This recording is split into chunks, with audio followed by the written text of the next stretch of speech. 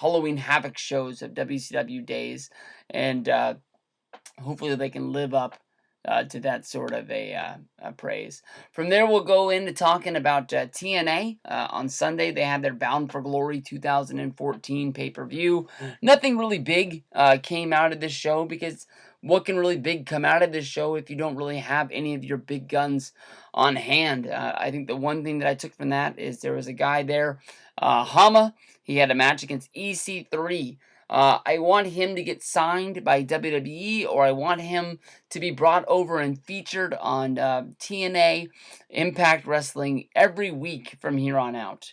Of course, that would be the one big problem with TNA right now, is they've shot all their shows up until the middle of November that there's going to be, and then for some reason, since Spike TV has said they can stay on the network until the end of the year, sort of like a free commercial that they can air, trying to get anybody else with a TV station that would be wanting to sign them. It seems that, for the whole last 2 weeks of November, going into the end of December, on Wednesday nights from 8 to 10, you're going to get the best of TNA wrestling.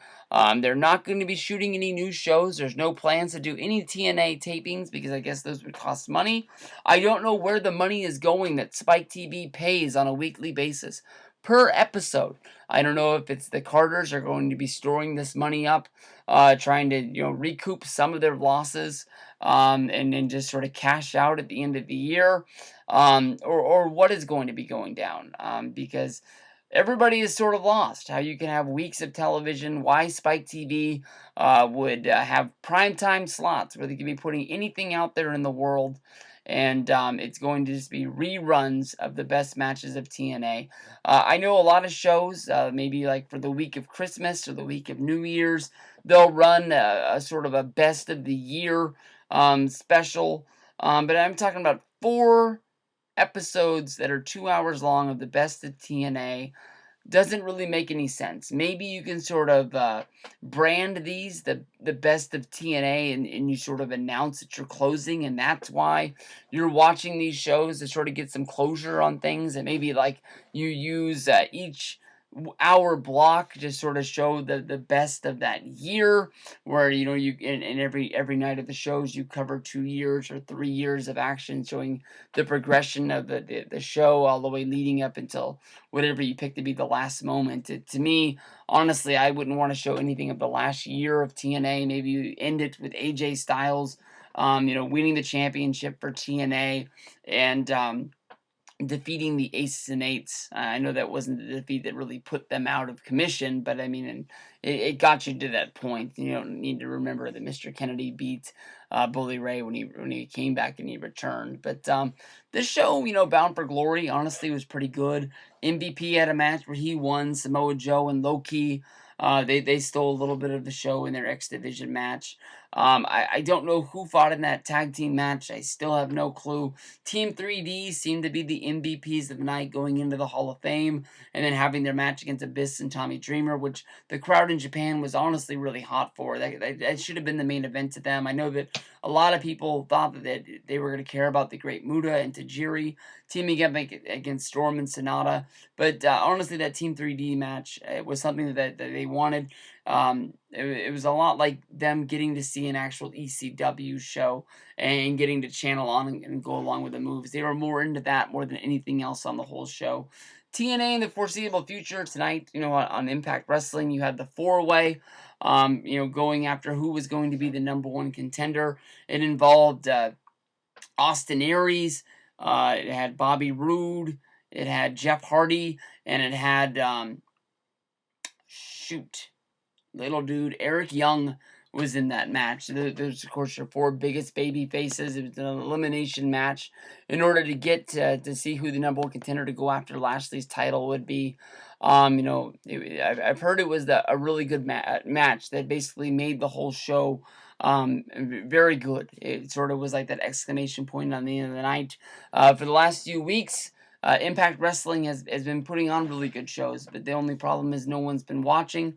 I don't know when this Rude versus Lashley match is going to happen. I think a lot of people already know what's going down. I remember when Lashley had his Bellator fight. It was in early September. He was going up against Josh Burns. And TNA, was a little scared that he was going to be in there, and they set up Lashley versus Rude, which was going to be the first live show after that Bellator event. And I know that at Bellator 130, October 24th, Bobby Lashley is going to be having a match. He's going up against a guy named Carl Etherington. Which is basically his nickname is the Wrecking Machine. He's a little bit of an older fighter. He's 39, but in his pro fighting career, he's 9-0. And this guy is no joke. He's won 4 matches by knockouts. He's won 4 matches by submission, and he's never had a fight go longer than 1 round. He's had fights that have ended in 7, 16, 24, 38, and 15 seconds. This guy knows what he's doing inside of the ring. He's no joke. He's not any kind of a knockoff. Lashley's no joke either. He's 11-2 in his debut. But you can say that he has had some fights that could have gone the either way. Lashley versus this dude Etherington coming out of England is definitely something that maybe is the reason why they set up that they're going to take the title off of Lashley. I don't know. There's MMA and there's wrestling. I think there's enough people out there that understand that pro wrestling is pro wrestling and MMA is legit for real until the day somebody finally comes out and says that some stuff has been fixed along the way. But best of luck to Bobby Lashley and what's going down in Bellator. I don't really know. Especially, it's hard to say.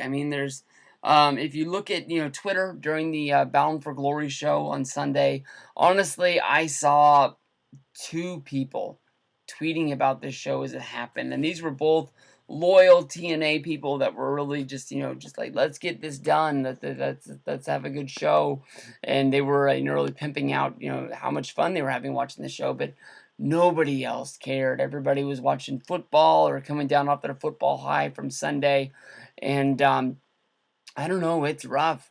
It's hard to save a company that keeps on saying we're gonna get a TV deal. The announcement's coming, and you just know that there's nothing out there. If there's anything out there, you would see any kind of a rumor.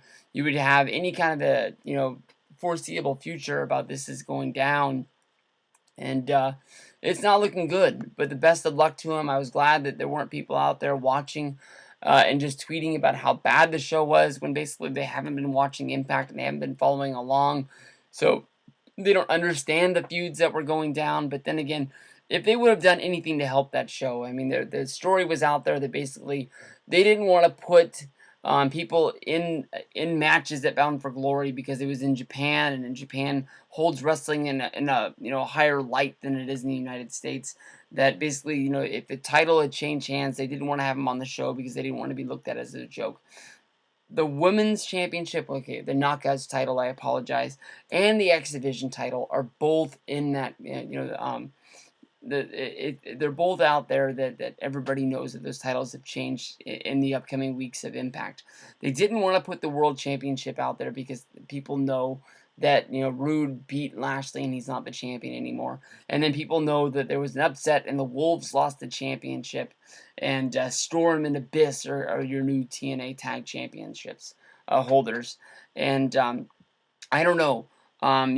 Jeff Hardy had said that he was able to be in Japan for the show. It no longer was his arrest history in his past, a roadblock for this. He could have been there. Bobby Lashley was a star. Robert Roode is a big-time star for TNA. He's been the champion before. He's the guy that they're trying to push as being the guy who's going to save them in the foreseeable future.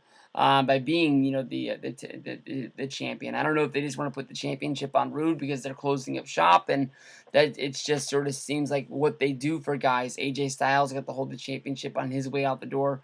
Chris Sabin was champion before he got to leave.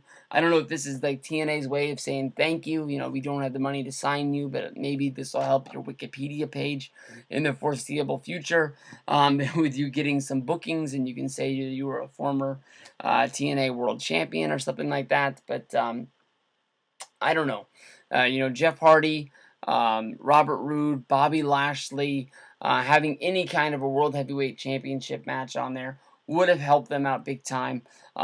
Eric Young, he was champion within the year. Why he wasn't on the show? It seemed like he's used for a lot of public relations things for TNA. A lot of people know about his reality show, and he seems to be one of the actual biggest stars inside the company, even though he's been a guy who's never wrestled for WWE, and that's how a lot of those guys make their name. But I don't know. It didn't really look like TNA put their biggest foot forward on Bound for Glory, but there was a lot of stories out there saying that Bound for Glory really wasn't one of uh, the Bound for Glory wasn't one of the biggest things on their plate right now. They're looking for a TV deal. They want to make TV good, and that's just about it. Pay-per-view money coming in wasn't something that they needed to worry about.